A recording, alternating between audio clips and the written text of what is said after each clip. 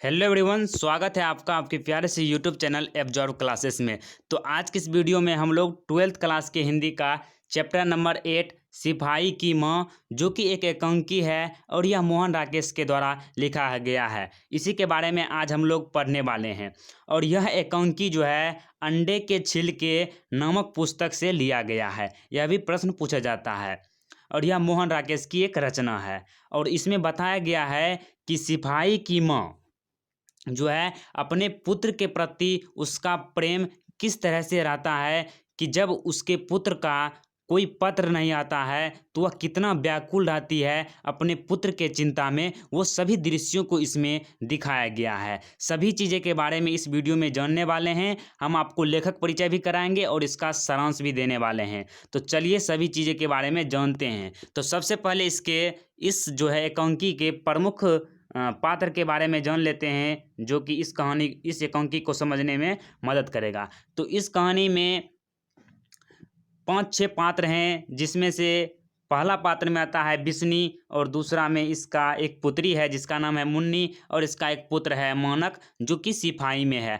और यह बर्मा में लड़ाई के लिए गया है। तो यह लड़ाई के लिए क्यों गया है, ये सभी बातों को जानेंगे। इससे पहले भी हम आपको बता देते हैं कि जो है यह लड़ाई के लिए इसीलिए जाता है क्योंकि इसके माँ इसे कहते हैं कि तुम भर्ती हो जाओ सेना में, ताकि कुछ रुपये कमाकर तुम अपने बहन मुन्नी का हाथ पीले कर सको, अर्थात शादी उसका करवा सको। इस कारण से बिस्नी जो है वह मानक को सिपाही में भर्ती करवाता है। और इसका एक पुत्री है जिसका नाम मुन्नी है और यह 14 वर्ष का है। ये भी सवाल पूछा जाता है कि मुन्नी कितने वर्ष की थी, तो 14 वर्ष की थी। उसके बाद इसका एक पड़ोसी है जिसका नाम है कुंती।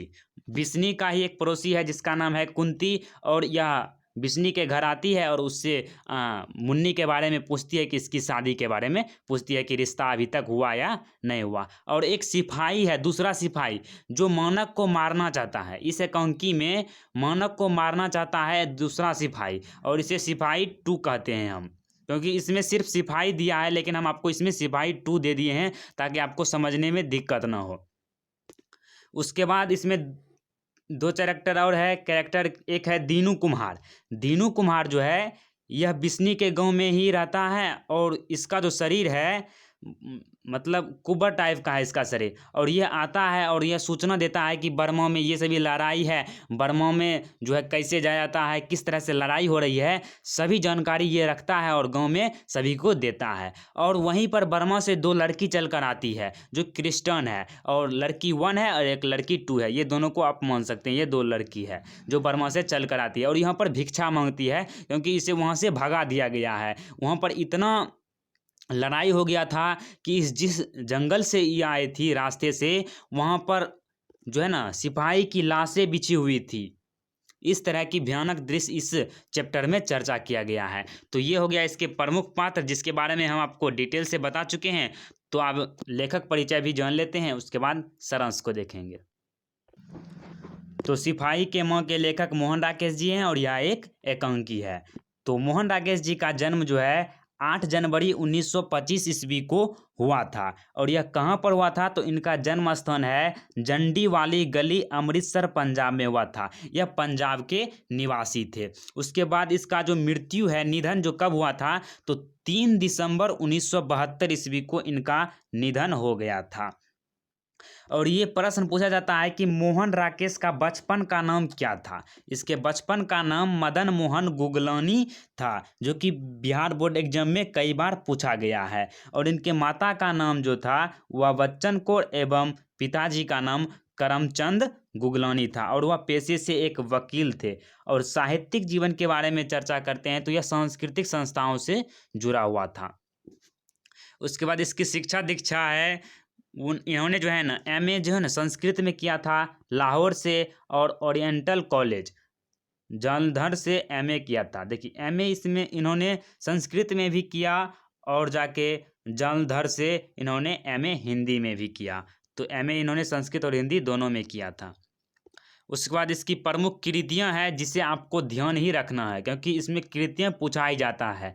तो इसका है इंसान के खंडहर जो 1950 ईस्वी में प्रकाशित हुआ था। फिर है नए बादल जो 1957 में प्रकाशित हुआ था। फिर है जानवर और जानवर जो 1958 में प्रकाशित हुआ था। एक और जिंदगी 1961 में। एक और जिंदगी और इंसान के खंडहर, ये दोनों बहुत ही वीवीआई है।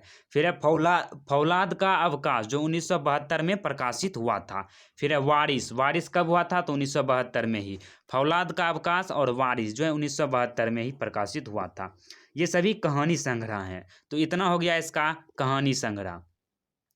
उसके बाद है अंधेरे बंद कमरे। अंधेर बंद कमरे जो 1961 में प्रकाशित हुआ था। न आने वाला कल किसकी रचना है? तो मोहन राकेश का 1970 में प्रकाशित हुआ था। अंतराल 1972 में। ये सभी उपन्यास हैं। अंधेर कमरे, न आने वाला कल, अंतराल, ये 3 इसका प्रमुख उपन्यास है। उसके बाद आषाढ़ का एक दिन 1958 में प्रकाशित हुआ। लहरों के राजहंस 1963 में। आधे अधूरे, ये सभी इसके नाटक हैं। पैर तलों की जमीन, अंडे के छिलके और अन्य एकांकी, यह जो है अंडे के छिलके एकांकी से लिया गया है जो 1973 में प्रकाशित हुआ था। ये सभी एकांकी हैं। फिर आखिरी चट्टान तक यात्रा वृत्तांत है। यात्रा वृत्तांत है आखिरी चट्टान तक। फिर परिवेश, रंगमंच और शब्द, कुछ और आविष्कार, नई निगाहों के सवाल एवं कलम, खुद लेख निबंध। और जाके यहाँ पर देखिए मृच्छकटिकम, अभिज्ञान श्रृंखला, एक औरत का चेहरा, अनुवाद, समय साथी जीवन संकलन, मोहन राकेश की डायरी जो है वह निधनों उपरांत प्रकाशित हुआ था। देखिए यहाँ पर जाता है ना, यहाँ पर जो एकांकी है यह पूछा जाता है। एकांकी का क्या पूछा नहीं जाता है, लेकिन आपको जानना चाहिए कि एकांकी होता क्या है। तो यह एकांकी वह होता है जिसे मंच पर खेला जाता है। मतलब इसे मंच पर जो है ना बहुत सारे कैरेक्टर के द्वारा इसे दिखाया जाता है, वही एकांकी होता है। इसमें भी मंच पर यह दिखाया गया है एकांकी को। तो चलिए अब इसके बारे में विस्तार पूर्वक इसका व्याख्या करते हैं। तो सिपाही की मां पाठ का सारांश। तो सिपाही की मां शीर्षक एकांकी के एकांकीकार मोहन राकेश जी हैं, जिनका जन्म 1925 और मृत्यु 1972 ईस्वी में हो गया था। और रंगमंच मतलब जो होता है जहाँ पर नाटक को खेला जाता है, तो रंगमंच पर भी मोहन राकेश की एकांकी खूब मंचित हुई है। मतलब इसकी कहानी जो है रंगमंच पर भी शानदार परफॉर्मेंस करती है। इस एकांकी की मां अपनी एकमात्र बेटी की शादी के लिए तथा पैसे के लिए, यहाँ पर देखिए 2 बात है, बेटी की शादी, मुन्नी के शादी के लिए और पैसे के लिए परेशान है। एकमात्र बेटा कमाने गया है। कहाँ गया है? तो बर्मा की लड़ाई में जो है ना वह युद्ध में गया हुआ है।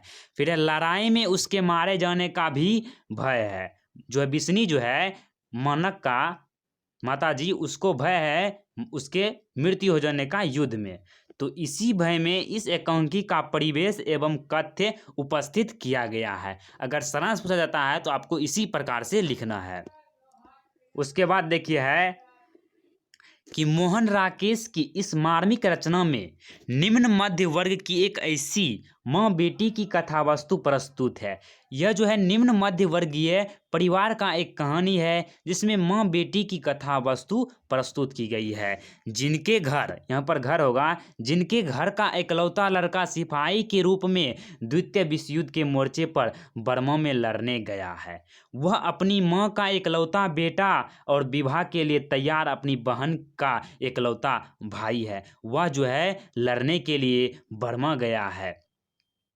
उसी घर की पूरी आशा टिकी हुई है, उसी पर जो है घर की पूरी आशा टिकी हुई है अपनी बहन की शादी का और बहुत सारी परेशानियों से छुटकारा पाने के लिए।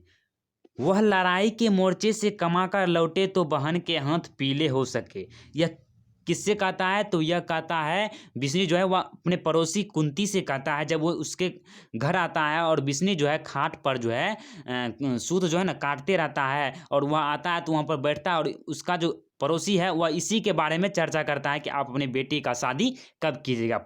उसके कुंती का इतना ही कम है इस एकांकी में। फिर है माँ एक देहाती भोली स्त्री है। वह यह भी नहीं जानती कि बर्मा उसके गांव से कितना दूर है। उसे यह भी नहीं पता है कि उसके गांव से बर्मा कितना दूर है और लड़ाई कैसी, किनसे और किस लिए हो रही है। उसका अंजाम ऐसा भी हो सकता है कि सब कुछ खत्म हो जाए, ये सभी उसे मालूम नहीं है। वह एक देहाती भोली स्त्री है।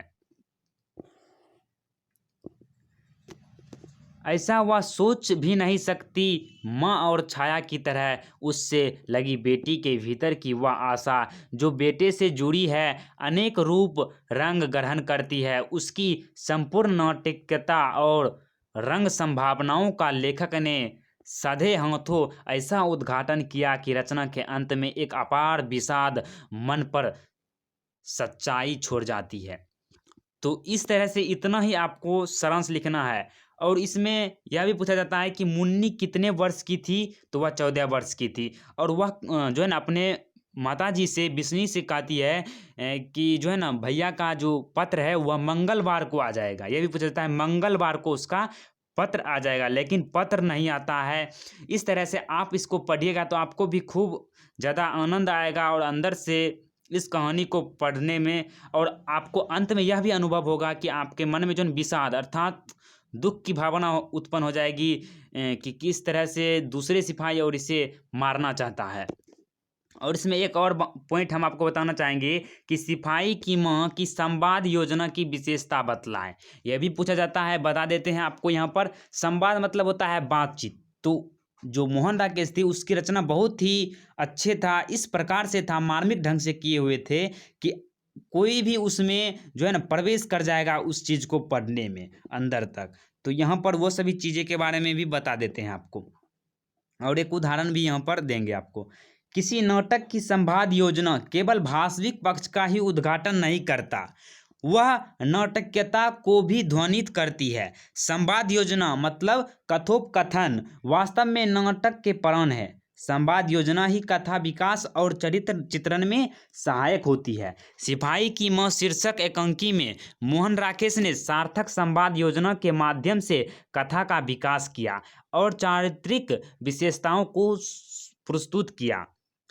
प्रस्तुत एकांकी में संवाद सरल और स्पष्ट है, एकदम सरल है, स्पष्ट है, साधारण है, तथा ये पात्रों की मनोवृत्ति और परिस्थितियों के दबाव में गढ़े गए हैं। जो परिस्थिति आता है, दबाव आता है मनोवृत्ति पर, उस पर ही यह इसकी रचना की गई है और चारित्रिक विशेषताओं को प्रस्तुत किया है।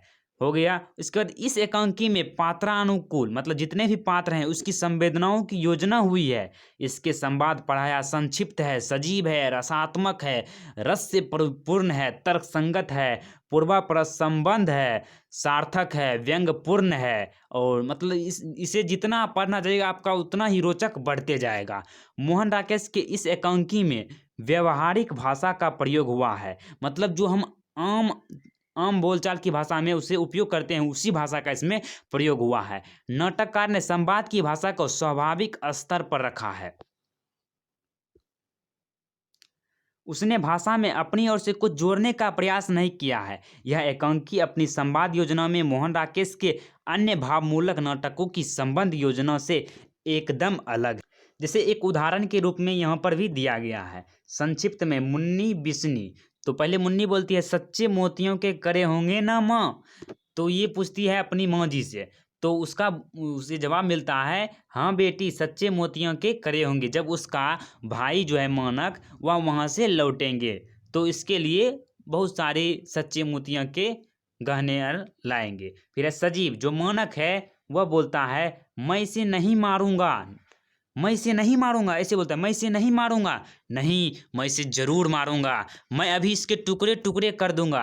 सिपाही टू को बोलता है जब उसके घर पर आ जाता है एक तरह से एकांकी में। फिर इस संवाद में भी देखिए यहाँ पर है, इस संवाद में विवत्स विवत्स और रोध भाव का सजीव हो उठा है। करुण और भयानक रस, यहाँ पर दो रस की चर्चा की गई है। रस क्या होता है? रस देखिए, इसे चाहे आप गद्य खंड में हो या काव्य खंड में हो, इसका इस्तेमाल करके हम उसकी रचना को और भी अधिक सुंदरता प्रदान करते हैं रस के द्वारा। तो करुण और भयानक रस के बारे में यहाँ पर चर्चा है। एक लड़की बोलती है थोड़ा दाल चावल दे दीजिए माँ जी, परमात्मा आपका भला करे। इसमें करुणा का बोध हो रहा है, तो यह करुण रस हो गया। फिर लड़की टू बोलती है हम रिफ्यूजी हैं माँ जी, बहुत दूर से भूखे प्यासे आ रहे हैं। यह बर्मा से आई दोनों लड़कियां थे।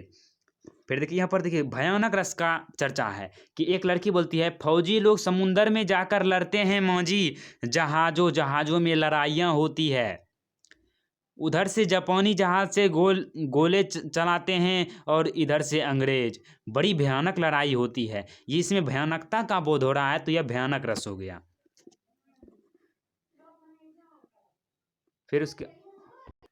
फिर एक लड़की आती है, जंगल के चप्पे चप्पे में लड़ाइयाँ चलती है माँ जी।